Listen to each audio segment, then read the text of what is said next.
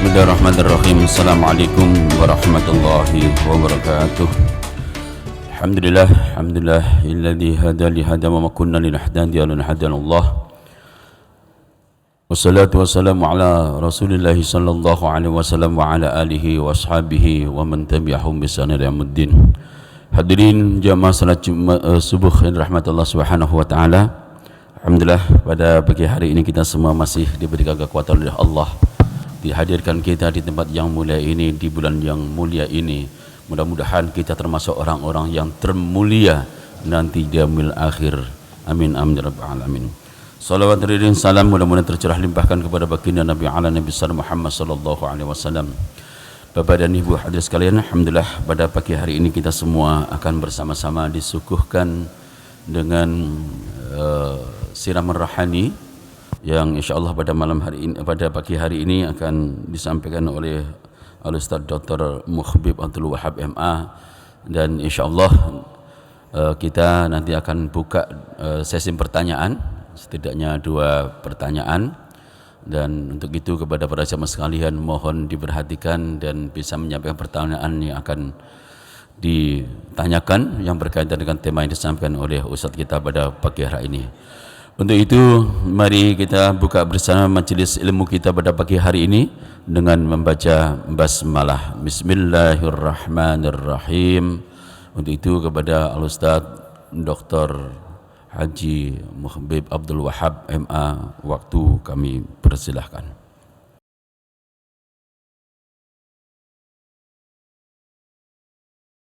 Bismillahirrahmanirrahim.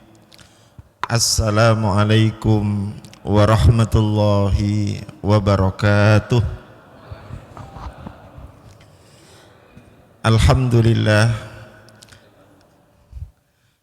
Alhamdulillahilladzi an'ama alaina bi ni'matil imani wal islam. Di mana? Oh ya. Wa asyhadu an la ilaha illallah al-malikul alam. Wa asyhadu anna Muhammadan abduhu wa rasuluhu khairul anam. Allahumma fassalli wa sallim wa barik ala nabiyyina wa rasulina wa habibina Muhammad wa ala alihi wa sahbihi ajmain wa ba'd. Bapak-bapak, ibu-ibu jamaah salat subuh Masjid Al-Hidayah yang dirahmati oleh Allah, pertama-tama mari kita bersyukur kehadirat Allah Subhanahu wa taala atas segala limpahan rahmat, nikmat dan hidayahnya. Salawat dan salam mari kita sampaikan kepada junjungan Nabi besar kita, Nabi agung, Nabi mulia, Nabi Muhammad sallallahu alaihi wasallam beserta keluarga, para sahabat dan pengikutnya semua. Mudah-mudahan sebagai pengikutnya kita senantiasa setia di jalan takwa, istiqomah di jalan Islam hingga akhir hayat kita. Bapak Ibu sekalian yang dirahmati oleh Allah, pada pagi hari ini kita akan mengkaji sebuah topik yang cukup besar nih. Topiknya besar. Pendidikan Islam, pembentukan karakter dan pengembangan sains. 3 variabel atau 3 istilah ini sebetulnya kalau ditulis bisa jadi 3 buku atau bisa lebih. Namun saya berusaha untuk menghubungkan ketiganya dalam bingkai tarbiyah Islamiyah. Karena karakter itu misalnya bisa terbentuk, bisa mempribadi, bisa menjadi kebiasaan manakala ada proses edukasi. Demikian juga sains itu bisa berkembang apabila sains itu dibelajarkan dan diperkenalkan sekaligus dijadikan orientasi dalam proses pendidikan. Bapak Ibu sekalian, supaya fokus saya ingin menyampaikan apa yang nanti menjadi pokok bahasan kita. Yang pertama mengenai definisi, fungsi, tujuan dan pilar pendidikan. Jadi yang pertama nanti saya akan bahas tentang ini secara singkat, definisi, fungsi, tujuan dan pilar pendidikan. Kemudian yang kedua ruang lingkup dan karakteristik pendidikan Islam. Yang ketiga pendidikan Islam holistik integratif, kemudian multi olah karena nanti ada olah pikir, olah rasa, olah hati dan lainnya dalam proses pendidikan. Kemudian yang berikutnya adalah proses dan implementasi pembentukan karakter. Tentu ini agak panjang dikit bahasanya. Yang terakhir pengembangan sains berbasis integrasi ayat Qur'aniyah dan ayat kauniyah plus filosofi Iqra. Mudah-mudahan dengan gambaran umum ini Bapak Ibu bisa mulai mengetahui peta konsep yang akan dibahas. Saya ingin memulai dari definisi yang dipakai dan berlaku di Indonesia, yaitu berdasarkan Undang-Undang Nomor 20 tahun 2003 tentang Sisdiknas pasal 1 ayat 1, bahwa pendidikan adalah usaha sadar. Namanya usaha sadar berarti nggak boleh main-main atau nggak boleh asal-asalan, nggak boleh kaleng-kaleng, harus betul-betul disadari dan terencana. Berarti ada programnya, ada planningnya untuk kok ternyata salah pencet nih, mohon maaf. Untuk mewujudkan suasana belajar dan proses pembelajaran agar peserta didik secara aktif mengembangkan potensi dirinya untuk memiliki, ini yang perlu kita garis bawahi, kekuatan spiritual keagamaan. Jadi undang-undang kita sebetulnya dalam hal pendidikan menitik beratkan pada potensi spiritualitas yang dimiliki oleh kita. Kemudian pengendalian diri, ini lebih kepada emosional, aspek atau kecerdasan emosi. Kemudian keterampilan, kecerdasan, akhlak mulia serta keterampilan yang diperlukan dirinya, masyarakat, bangsa dan negara. Definisi ini sering dianggap oleh para pakar pendidikan sebagai bentuk kompromi dari sekian banyak definisi yang pernah dikemukakan oleh para ahli, dan tentu disesuaikan dengan konteks Indonesia yang masyarakatnya mayoritas beragama Islam. Selain daripada itu, ada juga sejumlah definisi yang diberikan oleh para ahli, para ulama. Misalnya saya mengutip 3 saja dari Fadil Al-Jamali, Khursid Ahmad dan Hasan Langgulung. Definisi yang pertama, pendidikan sebagai upaya untuk membentuk tabiat sikap manusia dalam pelbagai aspek kehidupan, meliputi jasmani, rohani, akal, akhlak sosial, supaya dapat mengabdikan diri kepada Allah Subhanahu wa Ta'ala. Definisi ini cenderung berorientasi bahwa pendidikan itu esensinya adalah pembentukan karakter, pembentukan kepribadian yang positif. Yang kedua, pendidikan sebagai latihan akliyah, jasmaniyah, rohaniyah untuk mencetak manusia berkebudayaan tinggi, berupaya melaksanakan tanggung jawab sebagai insan yang baik dan warga negara yang sempurna. Kalau menurut pendapat yang kedua ini, pendidikan diorientasikan kepada pembangunan kebudayaan dan peradaban. Jadi bukan semata-mata menjadikan peserta didik itu soleh, tetapi juga bisa muslih, bisa memperbaiki, bisa mereformasi kebudayaannya. Kemudian yang ketiga, pendidikan adalah merubah dan memindahkan nilai-nilai kebudayaan kepada individu melalui berbagai proses dan cara untuk menyiapkan manusia yang bertanggung jawab dan berbakti kepada Allah Subhanahu wa Ta'ala. Ini menurut Hasan Langgulung. Hasan Langgulung itu pakar pendidikan yang dari Indonesia tapi yang lama tinggal di Malaysia dan bukunya banyak sekali. Dari definisi ini kalau boleh disimbolkan, dan ini menurut pendapat yang saya kutip dari buku Usulut Tarbiyah Al-Islamiyah yang ditulis oleh Abdurrahman An-Nakhlawi, beliau menyimpulkan bahwa pendidikan itu merupakan proses yang bertujuan. Jadi bukan hanya proses biasa, tapi prosesnya diarahkan pada pencapaian tujuan tertentu. Seperti tadi, menjadi manusia yang soleh dan muslih, menjadi pribadi yang bertakwa misalnya kepada Tuhan. Pendidik yang hakiki adalah Allah, pencipta fitrah manusia. Jadi beliau mengaitkan pendidikan itu dengan Allah, karena memang Allah itu salah satu sifatnya adalah Rabbul Alamin.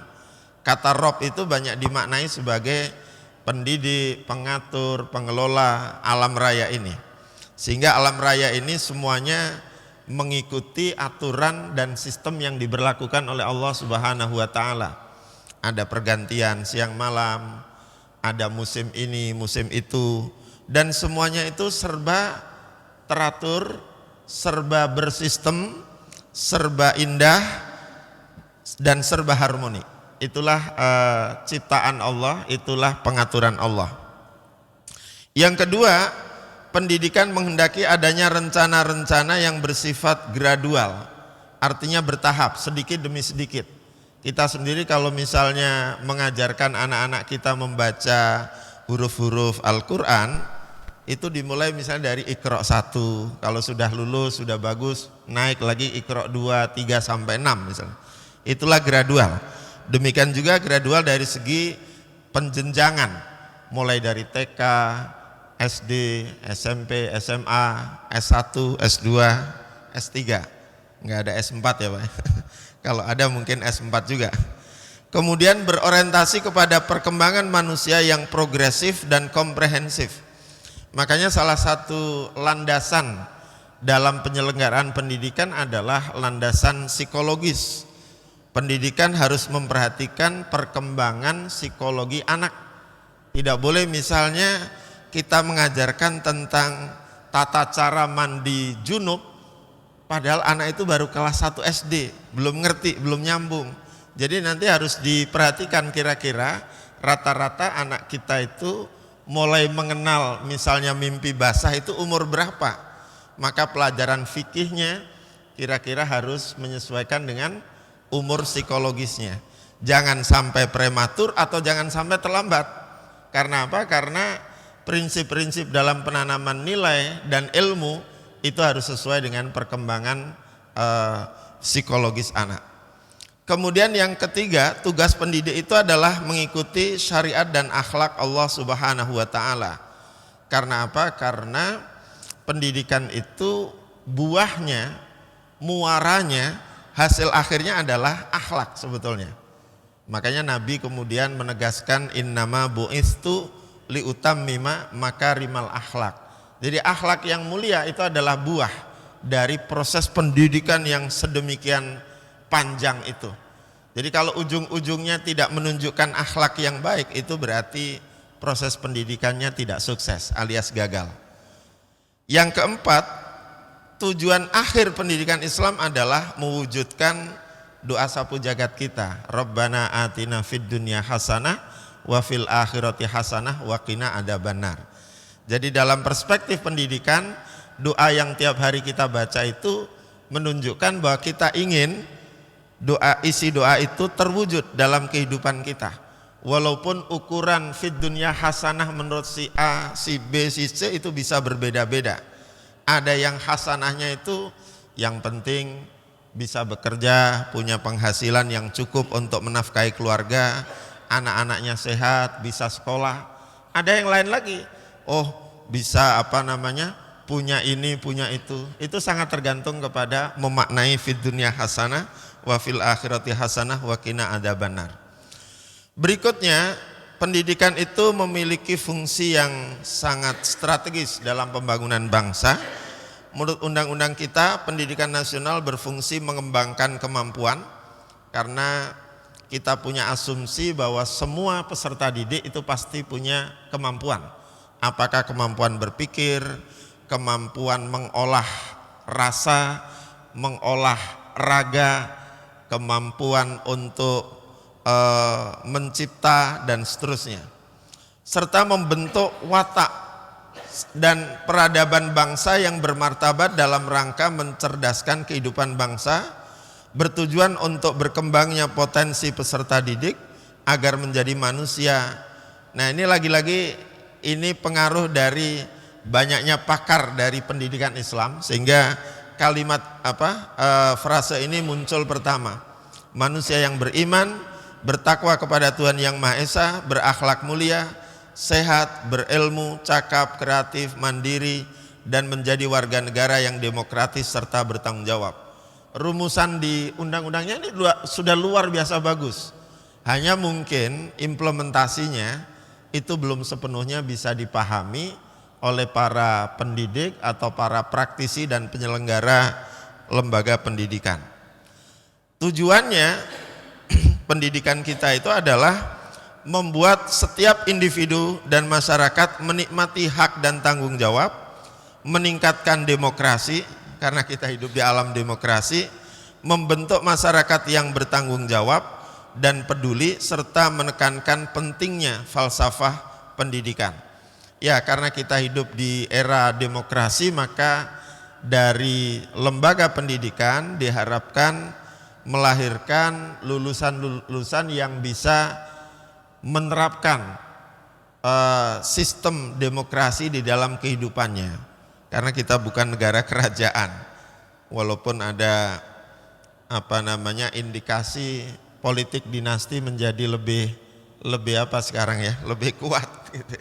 Yang kedua, memecahkan masalah global yang relevan seperti kemiskinan dan pembangunan, isu lingkungan, etika kesehatan, kesetaraan gender, pertumbuhan penduduk, keragaman budaya dan sebagainya.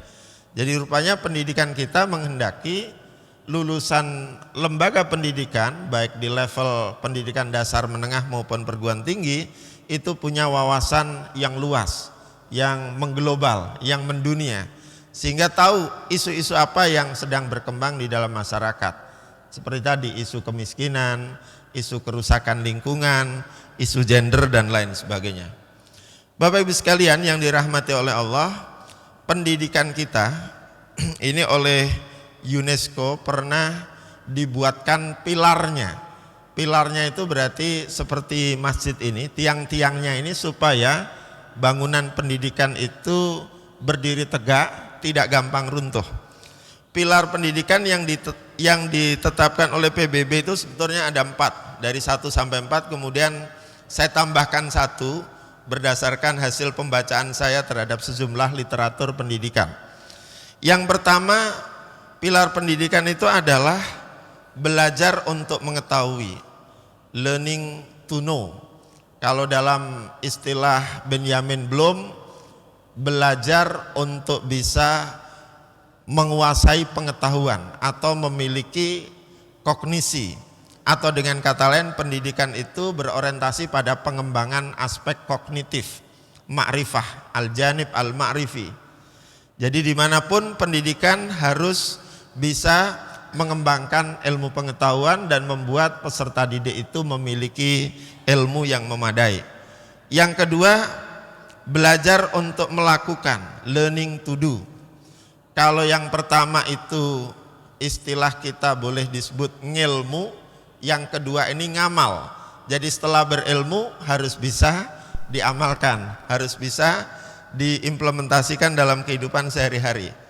Yang ketiga, belajar untuk mewujudkan jati diri, learning to be, kurung tutup, yaitu bagaimana peserta didik bisa mengaktualisasikan dirinya sesuai dengan bakat, minat, dan potensinya.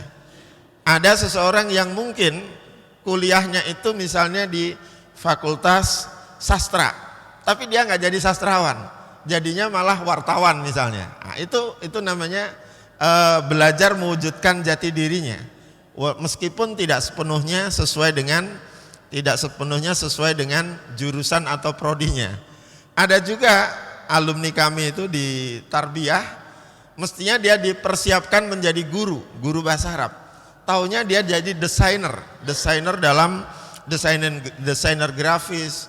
Ada juga yang jadi ketua RT, ada juga yang jadi ketua RW, ada yang jadi kiai pesantren.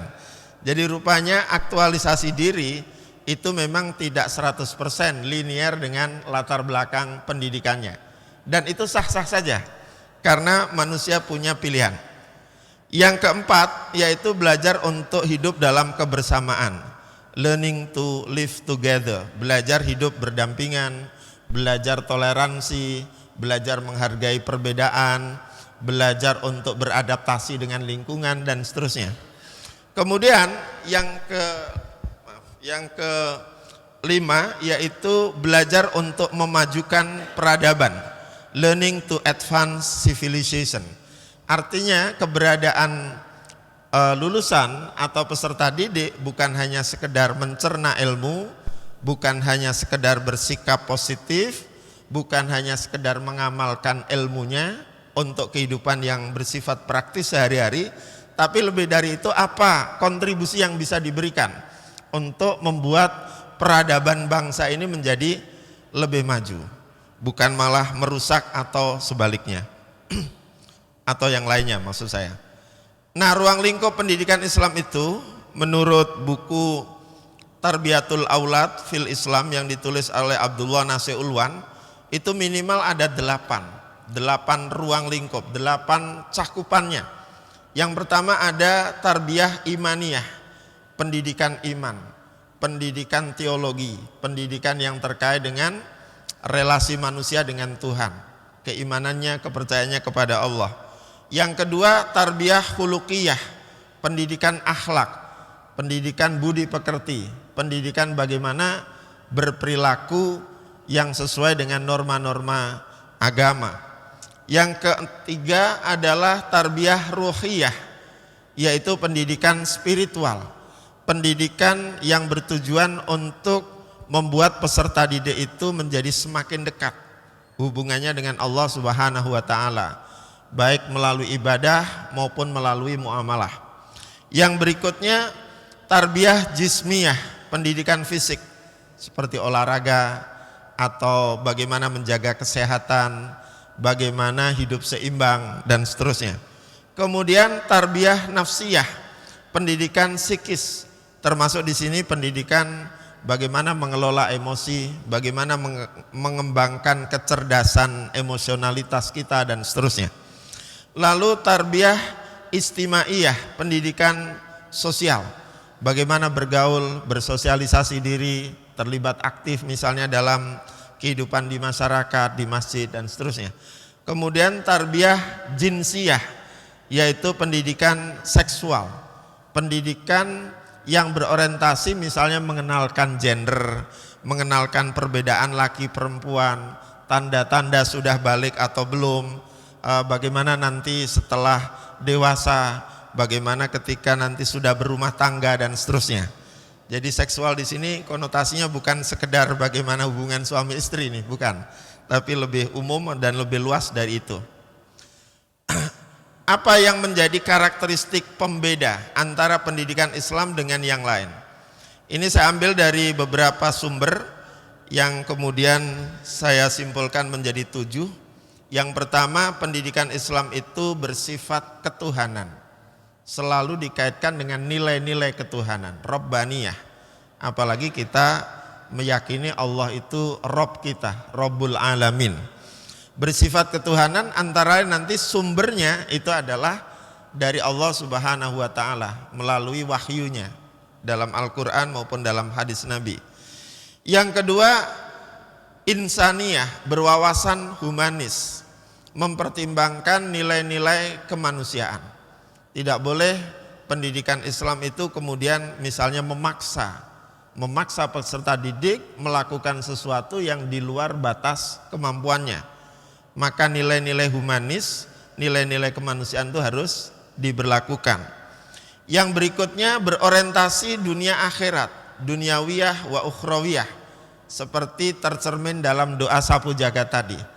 Tidak hanya bahagia di dunia tetapi juga di akhirat.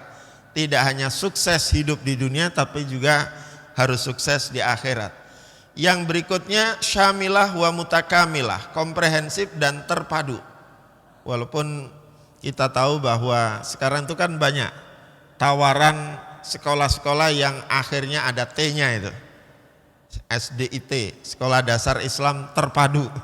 Mungkin terinspirasi oleh beberapa literatur yang sering menyebut kata itu. Syamilah itu komprehensif, mutakamilah itu terpadu satu dengan yang lain. Bukan terpadu artinya terpaksa pakai duit ya, karena biasanya SD, SMP atau SMA yang ada T-nya di akhir itu mahal-mahal ya.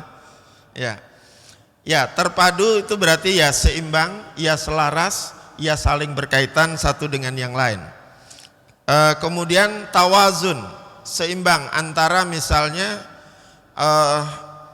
mendidik keterampilan dengan mendidik pengetahuan, mendidik hal-hal yang bersifat teoretik dan yang bersifat praktik gitu. Beberapa penyelenggaraan pendidikan terutama untuk anak, saya pernah lihat langsung itu di Thailand Selatan, itu karena mereka itu full day, itu siang hari disediakan tempat tidur dan diwajibkan istirahat tidur kurang lebih selama kurang lebih 1 jam, antara jam 1 sampai jam 2. Kemudian setelah itu masuk lagi. Saya tanya, mengapa itu diberlakukan? Oh Pak, kalau mereka itu diforsir terus, belajar terus, itu bisa stres, bisa lelah otak, bisa mereka mikirnya malah nggak bagus. Tapi kalau diberi waktu istirahat sebentar, itu insya Allah akan menjadi fresh. Itu diantara wujud dari tawazun ini, keseimbangan kemampuan fisik dalam menerima pelajaran. Kemudian yang berikutnya adalah bina wa taqdim al-hadarah, pembangunan dan pemajuan peradaban. Dari awal pendidikan Islam itu didesain oleh Nabi, muaranya kepada mewujudkan apa yang dalam bahasa Quran disebut dengan baldatun thayyibatun wa rabbun ghafur. Itu bahasa modernnya adalah peradaban yang maju, peradaban yang mencapai level yang sangat tinggi. Negaranya baik, ya, adil, makmur, sejahtera lahir dan batin. Kemudian yang ketujuh adalah qudwah hasanah. Meskipun qudwah hasanah ini ada yang meletakkannya pada model pendidikan Islam, itu diberikan berdasarkan atau berbasis keteladanan yang baik. Namun demikian, isi dari pendidikan Islam itu memang harus bisa menampilkan ini, keteladanan yang baik. Selanjutnya, pendidikan Islam integratif, holistik integratif itu adalah pendidikan yang bisa mempersiapkan peserta didik memiliki apa yang saya sebut dengan 5 kesadaran. Kesadaran ketuhanan, kemanusiaan, kealaman, keduniaan, dan keakhiratan. Kalau pendidikan sekuler mungkin hanya sampai sini, tapi pendidikan Islam harus sampai ke akhiratan. Dan ini ditulis secara cukup baik oleh seorang pakar pendidikan namanya Majid Irsan Al-Kailani dalam bukunya Falsafatut Tarbiyah Al-Islamiyah. Saya singkatkan, 5 itu adalah relasi manusia dengan Tuhan. Jadi pendidikan itu yang ideal harus bisa mengelingkan dan mengeratkan hubungan manusia dengan Tuhannya. Dalam konteks apa? Dalam konteks beribadah. Jadi sering disebut alaqatul insan bi rabbihi alaqatul ibadah. Kira-kira begitu. Dan esensi dari alaqah ta'abbudiyah atau ibadah itu adalah manusia atau peserta didik menjadi pribadi yang taat dan tulus dalam beribadah. Atau dengan bahasa lain, relasi ini harus dimaknai dalam rangka pengembangan literasi teologis dan religius. Jadi pendidikan kalau tidak menghasilkan pribadi yang religius, itu berarti belum bisa sampai kepada kesadaran ketuhanan. Apalagi kalau kemudian pendidikannya sekuler, tidak mengenalkan agama, bisa kacau balau. Yang kedua, relasi manusia dengan sesamanya. Esensi dari alaqatul insan bi ghairihi bi banihi itu adalah alaqatul adli wal ihsan. Artinya apa? Pendidikan itu harus mampu menumbuhkan kesadaran agar manusia dalam hidup bermasyarakat, berbangsa dan bernegara itu bisa mewujudkan spirit berlaku adil dan berbuat baik kepada sesama. Makanya setelah saya pikir-pikir mengapa khotib Jumat sebelum mengakhiri khutbahnya di khutbah kedua itu banyak membaca ayat innallaha ya'muru bil adli wal ihsan. Seolah-olah di situ ada pesan bahwa setiap pekan sekali di hari Jumat kita diingatkan pentingnya kesadaran kemanusiaan dengan senantiasa berlaku adil dan berbuat baik kepada sesama. Setelah saya telusuri, ternyata tradisi membaca ayat itu, innallaha ya'muru bil adli wal ihsan, itu dimulai dan diprakarsai oleh Khalifah Umar bin Abdul Aziz. Mengapa? Karena dulu khotib-khotib itu seringkali mencaci maki orang-orang yang tidak pro pemerintah. Itu kontraproduktif, karena menganggap orang yang pro pemerintah lah yang paling benar, yang lain salah. Maka Khalifah Umar bin Abdul Aziz kemudian menulis suratnya ditujukan ke semua khotib-khotib yang ada di Daulah Umayyah saat itu, dan dirubah, tolong mulai sekarang baca ayat itu saja, nggak usah mencaci maki, melaknat orang-orang yang tidak setuju atau yang tidak pro dengan pemerintah. Ini mirip-mirip kalau zaman yang lampau itu kayak ada seragamisasi gitu ya. Jadi kemudian dirubah oleh Umar bin Abdul Aziz. Yang ketiga, ini yang nanti ada kaitannya dengan pendidikan dan pengembangan sains, yaitu relasi manusia dengan alam. Relasi manusia dengan alam itu dihubungkan dengan alaqatut taskhir wa ta'mir. Relasi dalam rangka taskhir. Taskhir itu setelah dikaji maknanya dalam sekali. Bukan hanya menundukkan dalam arti menguasai, lebih dari itu taskhir itu harus bisa menemukan, kalau dalam bahasa sainsnya menemukan hukum kausalitas. Jadi dalam kita berinteraksi dengan alam semesta ini, kita harus tahu dan bisa menemukan hukum-hukum kausalitas, agar dengan begitu kita bisa melakukan takmir. Takmir bukan takmir masjid di sini, tapi takmir dalam rangka memakmurkan, menyejahterakan alam raya ini. Inilah yang kemudian saya sebut sebagai literasi sains, kosmologis, ekosistem dan seterusnya. Dan pendidikan dan pengembangan sains di sini harus berbasis pengembangan taskhir dan takmir. Contohnya yang paling sederhana begini. Kita melihat fenomena air. Air itu awalnya adalah berasal dari air hujan yang turun dari langit ke bumi. Secara sederhana, air itu adalah makhluk Allah yang punya karakteristik tertentu. Pertama, dia pasti nyari tempat yang lebih rendah. Yang kedua, dia akan mencari tempat yang bisa diresapi, dimasuki.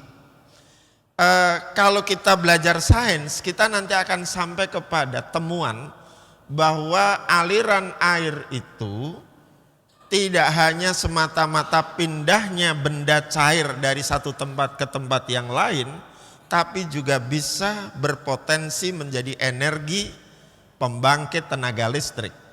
Jadi pemanfaatan air untuk menjadi pembangkit listrik tenaga air itu adalah taskhir namanya.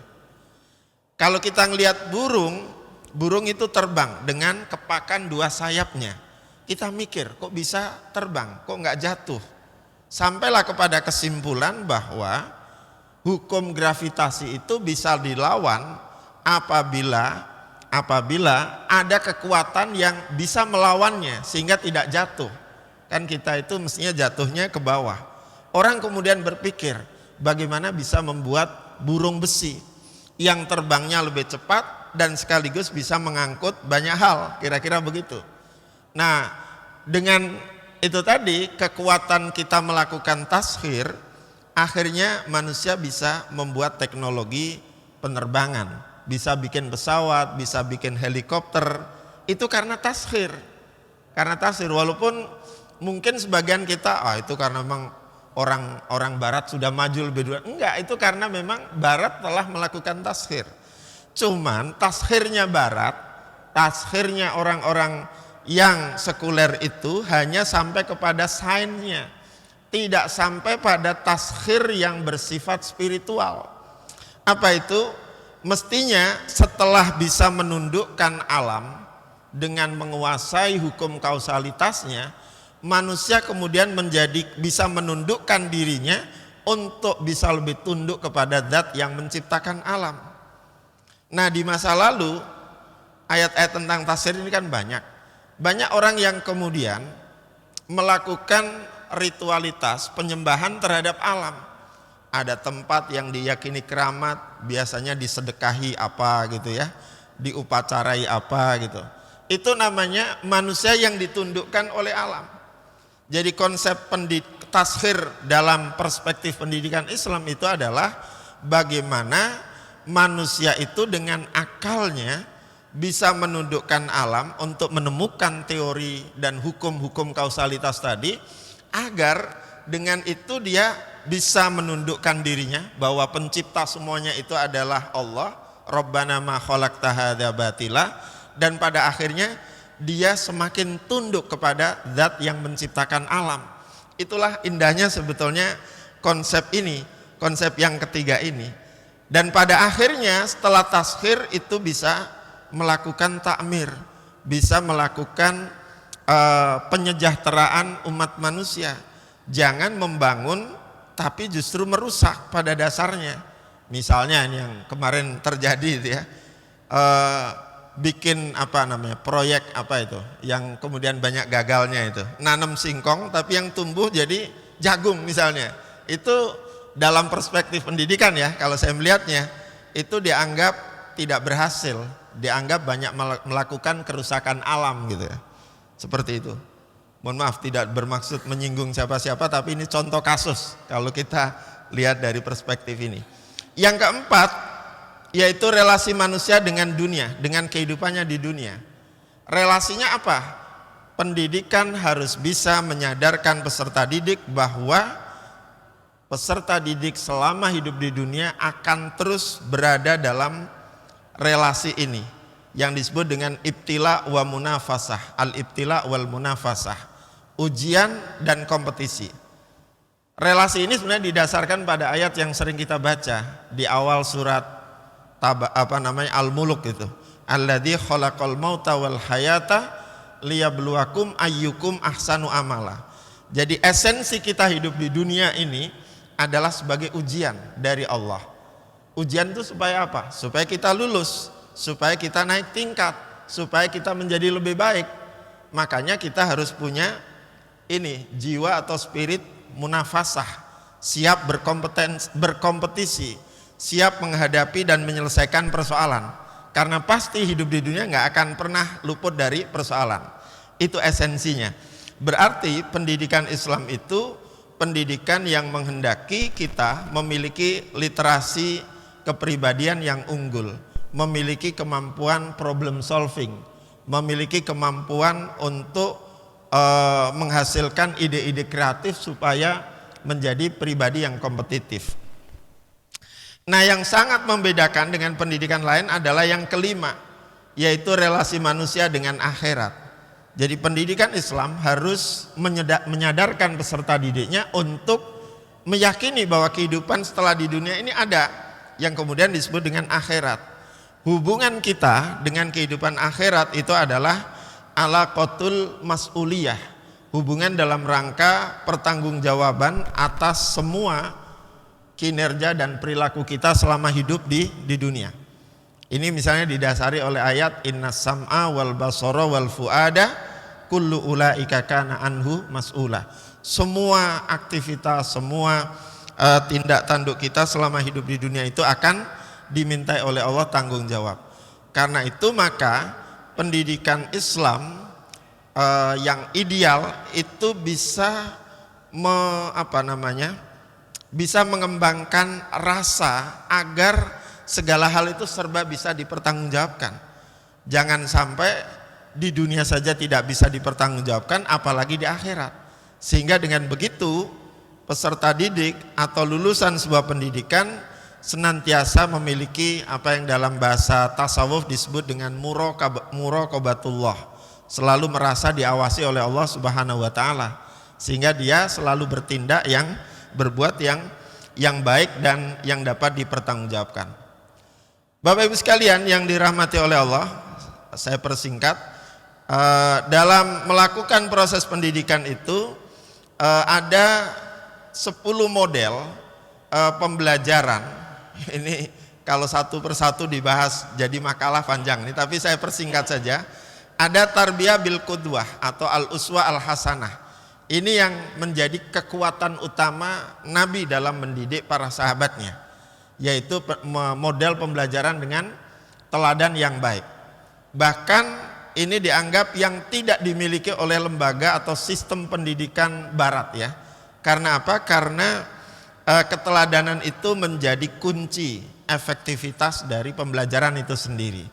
Dengan tidak terlalu banyak berkata-kata, tetapi kalau ada contoh nyata itu jauh lebih efektif.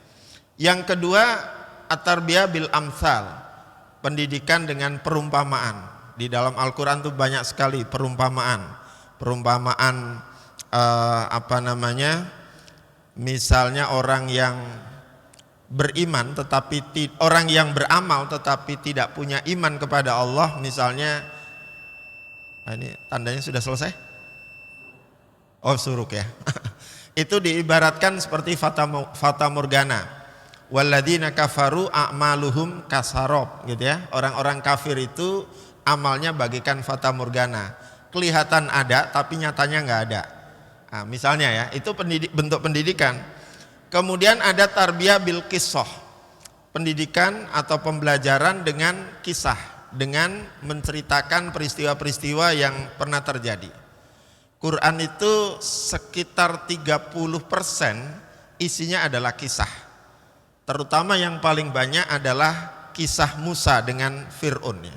Seolah-olah Quran itu berpesan model kehidupan sosial politik ala Fir'aun Musa ini akan terus terulang. Dan nyatanya memang begitu, terulang ya, dengan modus dan bentuk yang berbeda-beda.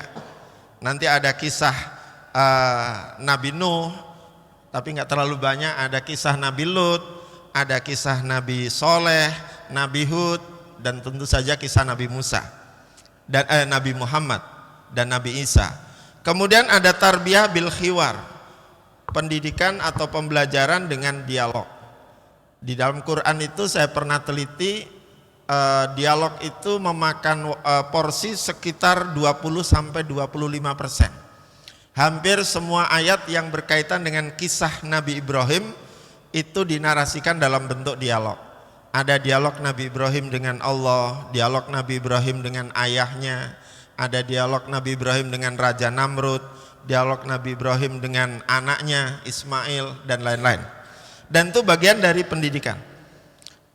Yang berikutnya adalah tarbiyah bil mau'idhah al hasanah, pendidikan dengan nasihat yang baik. Kemudian bil mumarosah, ini yang di barat disebut dengan learning by doing, belajar dengan praktek, belajar dengan mengamalkannya langsung.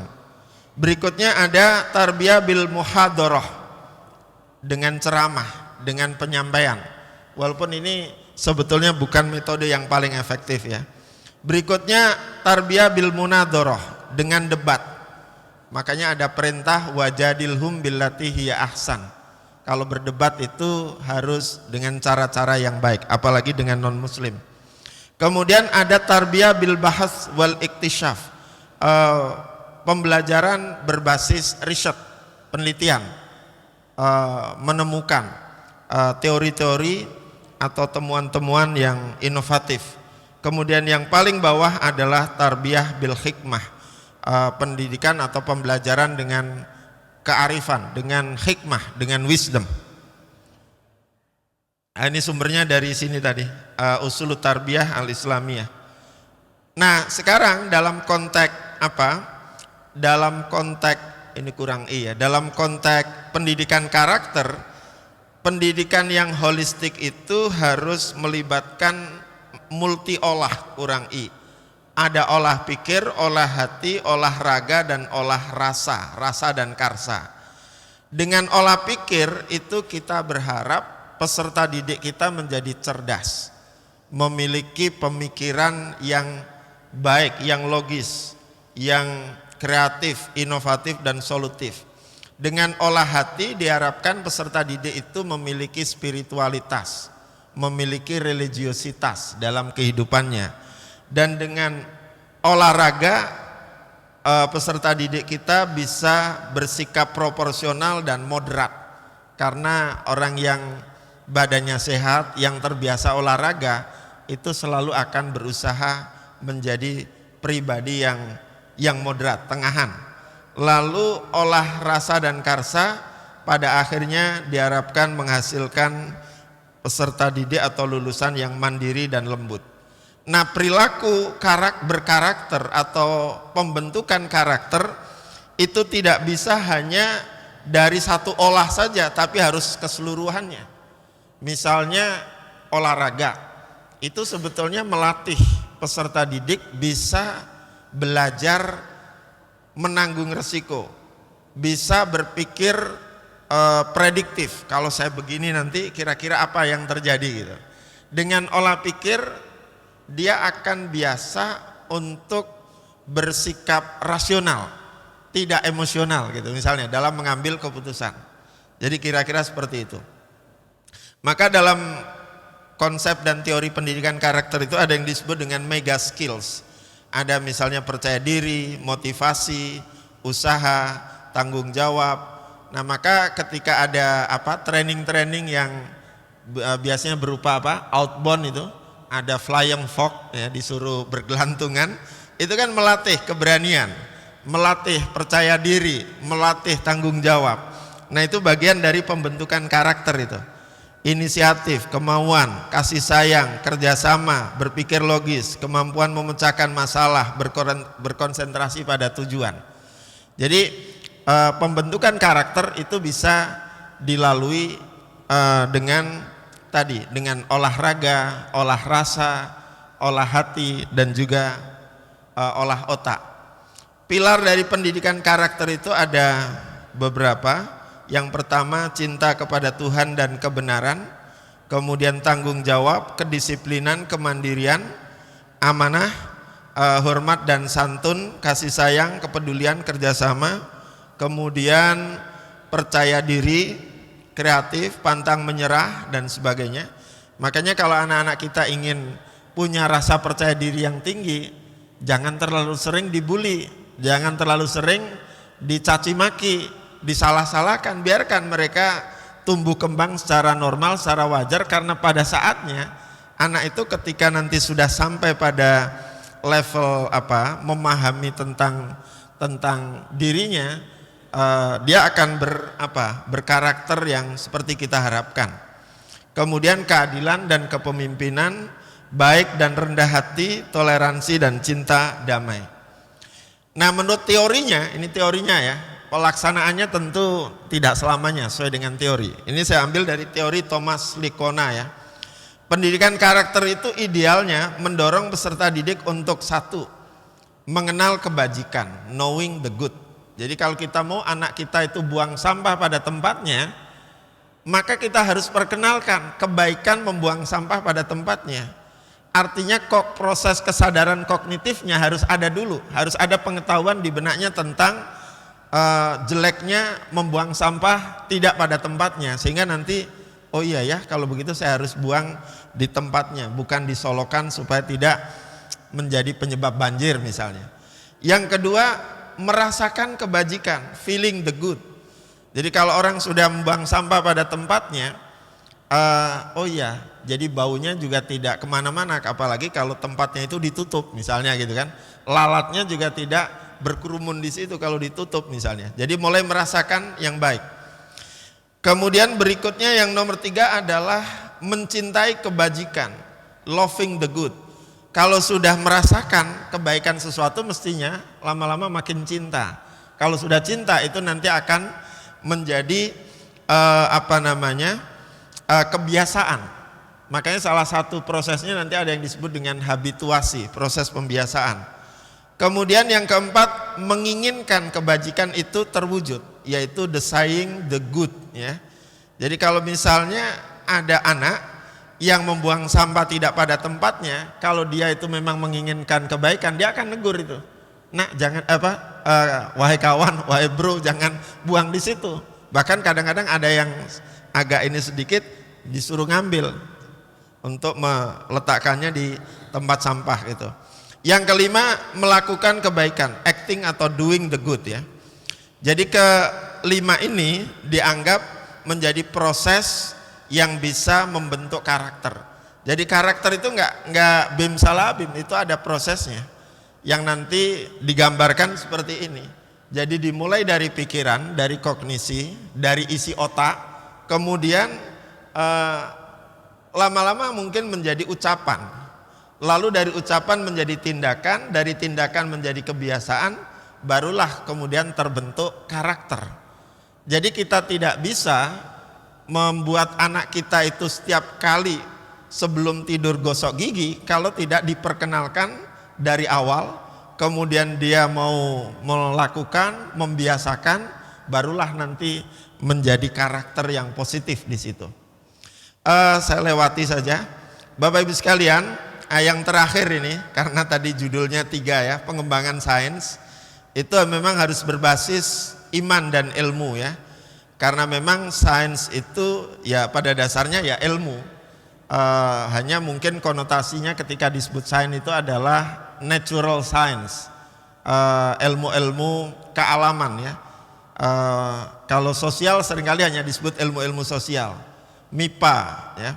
Nah, menurut Nurholis Majid, ilmu itu adalah hasil pelaksanaan perintah Tuhan untuk memperhatikan dan memahami alam raya ciptaan Allah. Ini yang saya tadi sebut dengan alaqatut taskhir wa ta'mir tadi. Iman dan ilmu tidak dapat dipisahkan meskipun dapat dibedakan. Iman mendorong agar manusia mencari dan mengembangkan ilmu, selain juga membimbing ilmu dalam bentuk pertimbangan moral dan etis dalam penggunaannya. Makanya dalam Islam tidak ada ilmu yang bebas nilai. Ilmu bukan hanya untuk ilmu, tapi ilmu itu untuk kemaslahatan hidup manusia. Nah, di situ bedanya. Kemudian ilmu yang dipahami dengan benar dapat memperkuat iman. Makanya sering disebut iman itu harus ilmiah dan ilmu harus imaniyah. Supaya apa? Supaya bisa menghasilkan amal soleh, kira-kira begitu. Nah, ini saya lewati, tapi sedikit saya singgung bahwa sekarang ini di Barat ada program yang dicoba diinternasionalisasikan, namanya keterampilan abad 21. Keterampilan abad 21 itu awalnya sebetulnya ditujukan agar bagaimana peserta didik dalam belajar sains itu tidak hanya belajar sains saja, tetapi juga bisa menguasai 3 keterampilan. Pertama, keterampilan hidup dan berkarir, keterampilan belajar dan berinovasi, kemudian keterampilan informasi, media informasi dan teknologi. Kalau disederhanakan menjadi seperti ini, yang pertama keterampilan belajar dan berinovasi itu ada 4C, critical thinking, berpikir kritis, kemudian berkomunikasi, kemampuan atau keterampilan berkomunikasi, lalu bekerja sama, dan berkreasi. Ini cocok dan relevan dengan pengembangan sains. Sebab apa? Sebab sains itu menghendaki kita kalau di dalam level kognisi itu level yang paling tinggi, yaitu to create, mencipta atau menghasilkan ciptaan. Kemudian berikutnya, ini saya percepat. Ini yang tadi saya sudah uraikan, keterampilan belajar. Nah, keterampilan literasi digital ini juga menjadi sebuah kebutuhan di era seperti sekarang ini, meskipun anak-anak kita umumnya bisa dengan belajar sendiri. Tetapi di Barat, keterampilan ini bukan hanya sekedar keterampilan teknis, tapi bagaimana keterampilan ini bisa menjadi produktif. Keterampilan literasi digital itu meliputi literasi informasi, literasi media, dan literasi information and communication technology. Jadi mereka tidak hanya bisa memanfaatkan sosial media, tapi juga diharapkan bisa mengembangkan informasi yang positif, bisa menularkan hal-hal yang baik kepada yang lain, bisa menguasai literasi, ada namanya tekstual, literasi visual, literasi musikal, literasi performa, dan lain-lain. Ini sekarang seperti itu. Kemudian yang berkaitan dengan keterampilan hidup itu ada bagaimana peserta didik diajari untuk memiliki fleksibilitas dan adaptabilitas dalam menghadapi perubahan-perubahan yang terjadi, memiliki inisiatif dan dapat mengatur diri sendiri, self regulation. Jangan sampai mengatur diri nggak bisa, diatur orang lain juga nggak mau gitu ya. Kemudian yang berikutnya interaksi sosial dan interaksi antar budaya. Dia diharapkan bisa beradaptasi, bisa menyesuaikan diri. Kemudian memiliki produktivitas dan akuntabilitas, lalu memiliki kepemimpinan dan tanggung jawab. Ini mulai diperkenalkan dan diintegrasikan dalam pendidikan pada umumnya dan pendidikan sains atau pengembangan sains pada khususnya. Yang terakhir yang perlu saya pertegas, sebenarnya masih banyak ini. Saya ingin sedikit ya, pengembangan sains ini idealnya misalnya kita dasarkan pada ayat-ayat yang pertama turun kepada Nabi, yaitu surat Al-Alaq 1-5 yang sudah kita hafal. Tetapi saya ingin memberikan pemaknaan lebih pada ayat ini. Yang pertama, ini menurut istihad atau pemahaman saya ya, perintah Iqra itu maknanya sebetulnya adalah pengembangan literasi dan orientasi kepada liberasi, pembebasan manusia dari buta huruf, dari illiterate, dari pendidikan yang tidak semestinya. Yang kedua, Bismi Rabbik itu membaca yang harusnya berbasis nilai ketuhanan, yang kemudian disebut dengan transendensi, dikaitkan dengan Tuhan. Alladzi khalaq, karena Allah mengenalkan kata khalaq di sini, berarti ini perlu adanya integrasi dan interkoneksi ayat Qur'aniyah dan kauniyah. Masa membaca dikaitkan dengan yang Allah telah menciptakan? Ini berarti memang ada perlunya integrasi di situ. Kemudian khalaqal insana min alaq itu menurut hemat saya punya makna humanisasi dan harmonisasi. Artinya sains yang diciptakan itu bukan untuk merusak.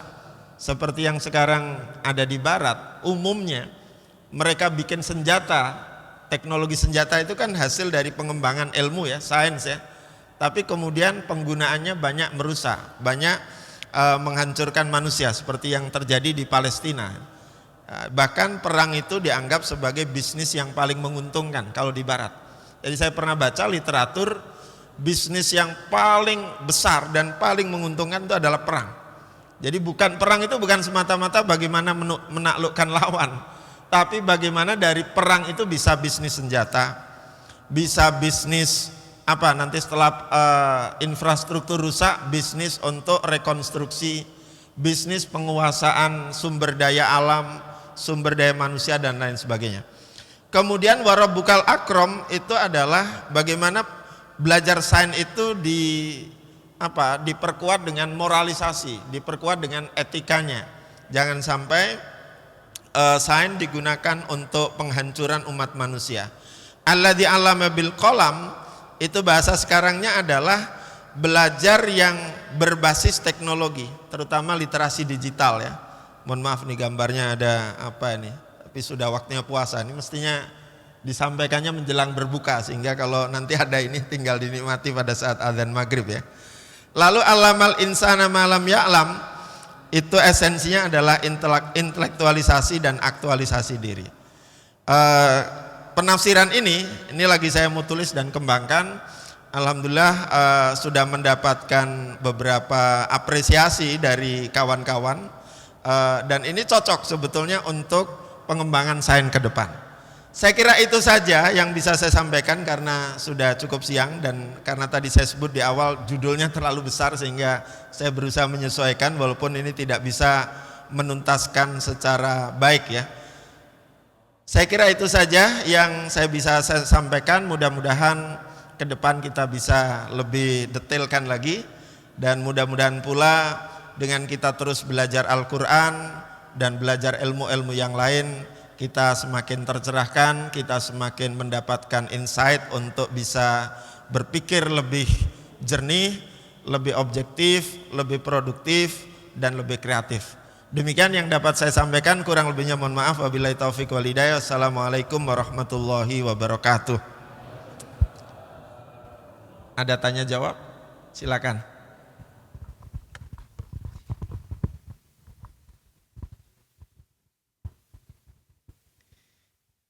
Baiklah Bapak Ibu jamaah yang dimuliakan Allah, kami persilahkan barangkali ada yang ingin bertanya atau ingin sharing informasi, kami persilahkan.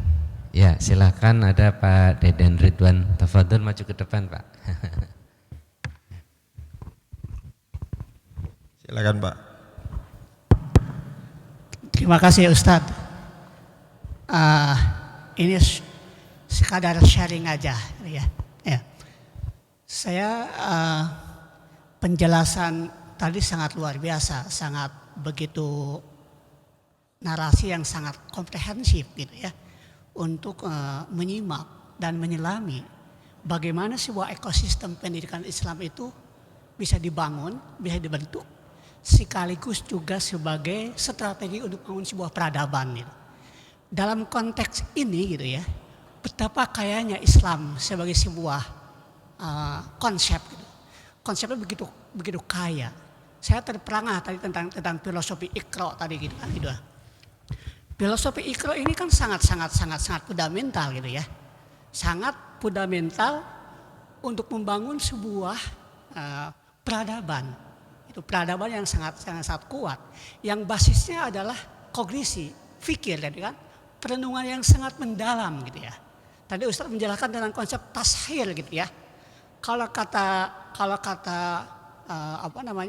di dalam filsafat Islam, tashir itu kan sering diartikan sebagai al-aql al-mustafad gitu ya, yang menyelam yang begitu dalam hubungan antara Tuhan dengan alam ini, yang seharusnya melahirkan sebuah peradaban yang berbasis etik gitu. Itu konsepnya gitulah. Nah, tapi mari kita lihat realitasnya gitu. Itu kan selalu menarik antara konsep yang seharusnya gitu ya dengan realitasnya. Nah, realitasnya satu kecil aja gitu ya. Masyarakat Muslim, masyarakat kita ini kadang-kadang tidak terlalu peduli terhadap hal yang sifatnya etik moral gitu ya. Itu fakta gitu. Padahal basis kognitif basisnya sangat kuat itu. Contoh, banyak pelanggaran moral di dalam masyarakat itu dianggapnya hal yang biasa. Orang yang dianggap melanggar moral, melanggar etik, malah melanggar buana gitu kan gitu ya. Ada pelanggaran sifatnya misalnya korupsi dan lain-lain. Itu hal yang biasa. Kebiasaan karakter yang habitus tadi malah yang sifatnya negatif. Nah, dalam konteks ini bagaimana Islam menjawab tentang tantangan semacam itu, kesenjangan realitas itu. Nah, terus yang kedua, ini juga menarik tadi tentang ini. Ini sekarang ada muncul yang disebut dengan AKI, Artificial Intelligence itu ya. Kami melihat gitu ya, masa depan ini Artificial Intelligence menjadi sangat berdasar.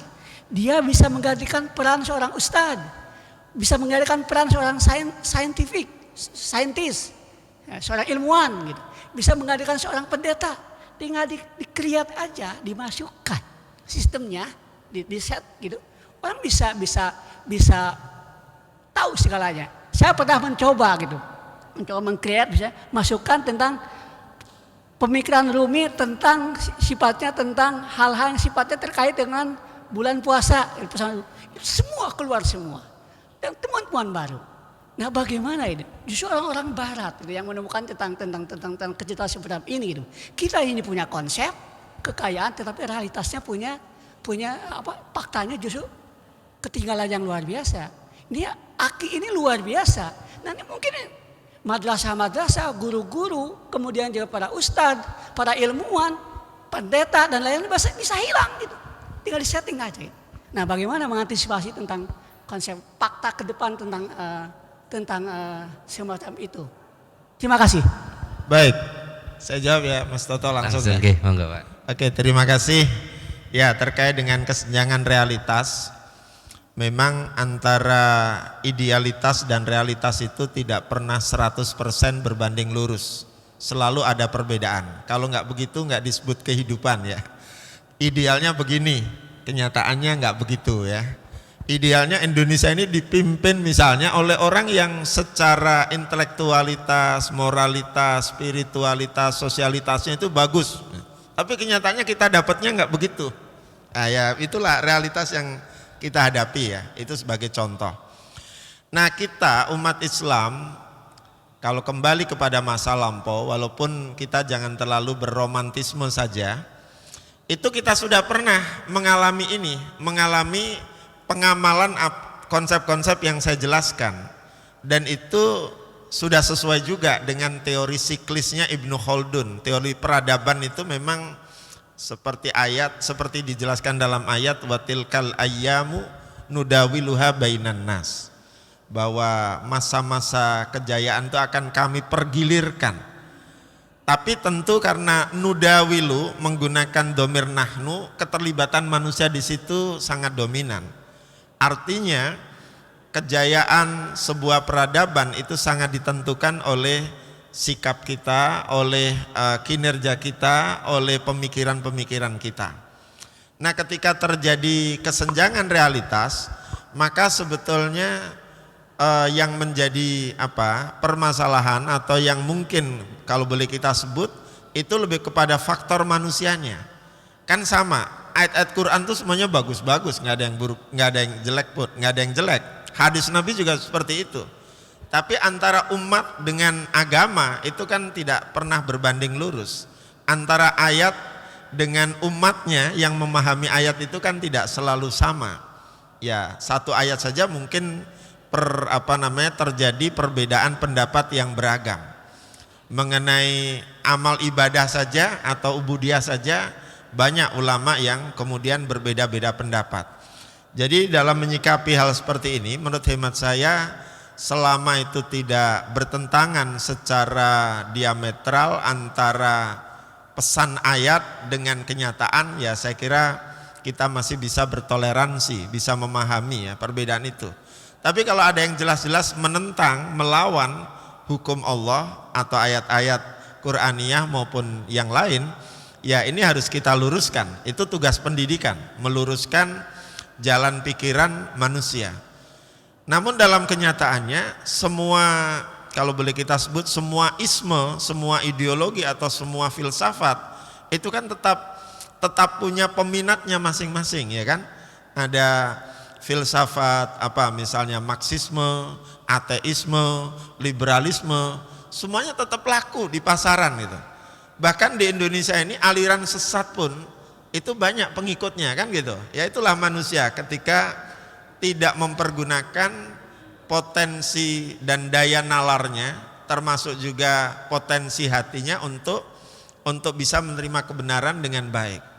Ada yang karena didasari kepentingan tertentu, hawa nafsu tertentu, akhirnya lebih memilih yang sesat gitu. Dan ini saya kira juga terjadi di masa Nabi, ya kan? Banyak yang mestinya ideal, tetapi kenyataannya nggak ideal. Maksud saya begini, keluarga Nabi sendiri misalnya, itu kan banyak yang menjadi penentang dakwah Nabi. Abu Jahal, Abu Lahab, Abu Sufyan, itu awalnya kan ada yang sampai mati tidak berislam, ada yang berubah misalnya berislam ya. Jadi rata-rata justru penentang kebenaran itu kadang-kadang orang yang dekat dengan kita. Kalau kita belajar dari sejarah lagi, misalnya istri Nabi Nuh dan anaknya juga tidak semuanya menjadi mukmin. Demikian juga istri Nabi Istri Nabi Lot ya. Ya sama dengan istri Fir'aun, Asia ya, yang justru dia menjadi orang terasing di istana kekuasaan yang begitu megah ya. Jadi dia justru tidak ikut suaminya, dia justru beriman sendiri ya, dan menjadi asing di rumahnya, kira-kira seperti itu. Jadi sekali lagi kesenjangan realitas itu memang kalau boleh kita sebut bagian dari sunnatullah juga. Kalau nggak seperti itu mungkin tidak ada keseimbangan. Sama pada akhirnya kesenjangan-kesenjangan itu akan menemukan jalannya mana yang kira-kira dianggap yang terbaik. Menurut hemat saya seperti itu. Kita mungkin menghadapi banyak sekali persoalan-persoalan di bangsa kita ini. Tapi kita berharap pada akhirnya bangsa kita menyadari akan kesalahannya, meskipun itu butuh proses dan waktu yang cukup lama.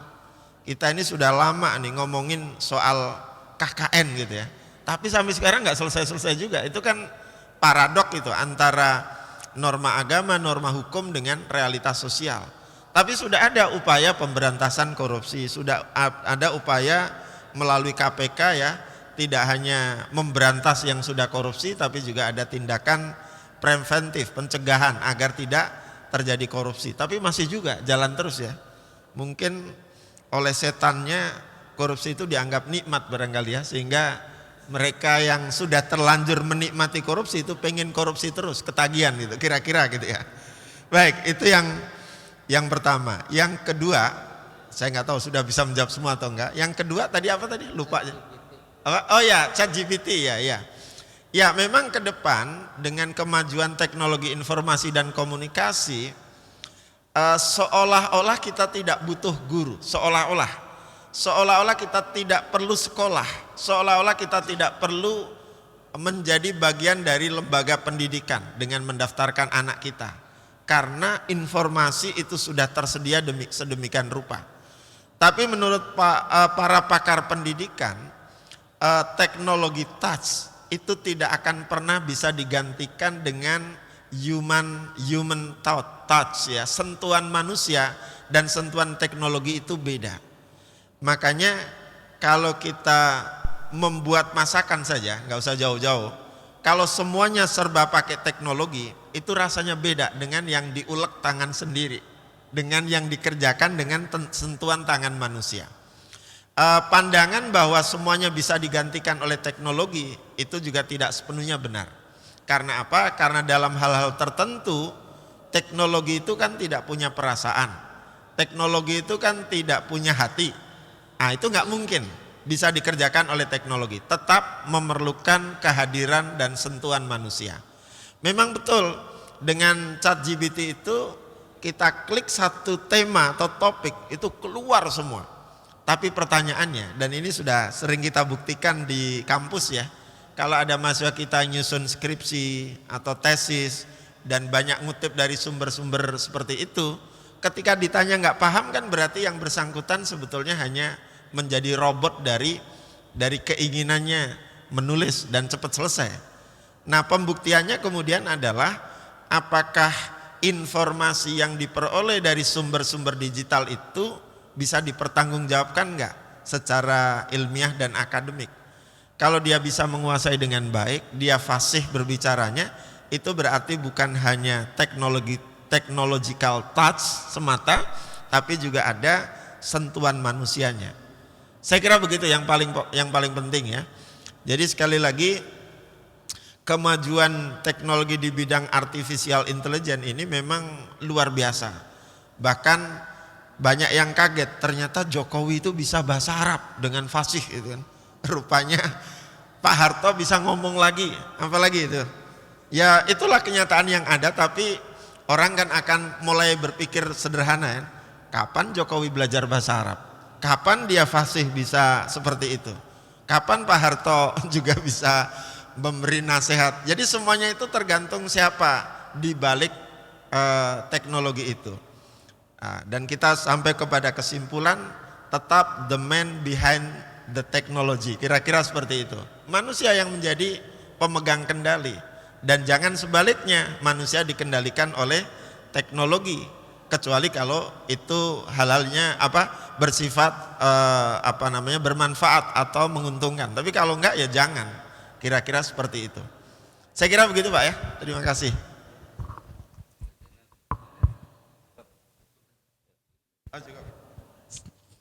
Subhanallah, ini sampai jam 6:30 ya. Mungkin kuliah subuh yang terlama ini Ustadz. Oke. Bapak Ibu sekalian, alhamdulillah topik hari ini sudah disampaikan begitu sangat luas dan mendalam. Mudah-mudahan apa yang kita peroleh dari kajian subuh ini dapat kita aktualisasikan dalam kehidupan sehari-hari. Dan mari kita tutup dengan membaca doa kafaratul majlis. Subhanakallahumma wa bihamdika asyhadu an la ilaha illa anta astaghfiruka wa atubu ilaik. Kurang lebihnya mohon maaf. Assalamualaikum warahmatullahi wabarakatuh.